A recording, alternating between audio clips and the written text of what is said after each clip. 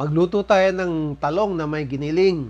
Ito yung Chinese style. Naku, napakasarap nito. Iprito na natin yung talong, 400 grams. Half cook lang ang pagkakaprito nito. O, para hindi siya malabsa. Oo. Mga 2 minutes lang to. Babalik ta rin natin. Pagkatapos ng 2 minutes, ahunin na agad yan. Sa mga Chinese kasi, ang gawa nila nito ay talagang lumulutang sa mantika. Pero tayo yung mga Pinoy, syempre ayaw natin yung masyadong mamantika, kaya iscoop natin, saka natin. Yes. Saka tayo mag-isa. Yung ating bawang. Yung white part ng green onion, ito. Ayan, ilagay natin. Tapos yung manipis na ginger, tadtarin nyo lang yon.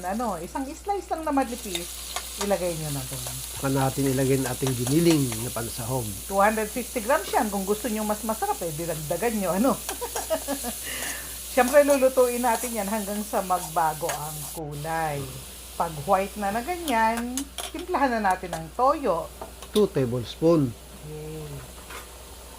Saka tayo maglalagay dito ng oyster sauce. 1 tablespoon.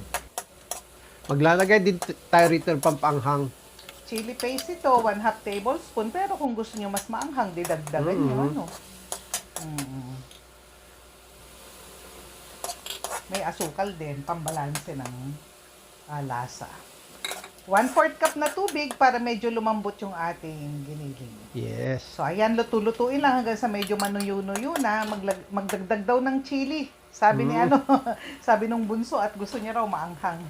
O, sige. Lutuin pa ng mga 1 minuto yan. Saka na natin ibalik yung talong. Okay. Ayan na yung ating fried talong.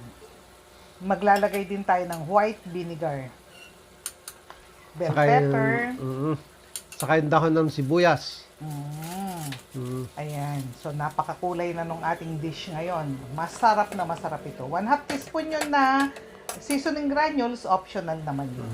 Siyempre, halu-haluin lang para ma-mix-mix. Tapos, palaputan na natin kasi medyo may sabaw siya, Yes. Yun lang, cornstarch lang to na tinunaw sa tubig. Okay. So, tapos na yan. Ganyan lang. Masarap na ulam po ito.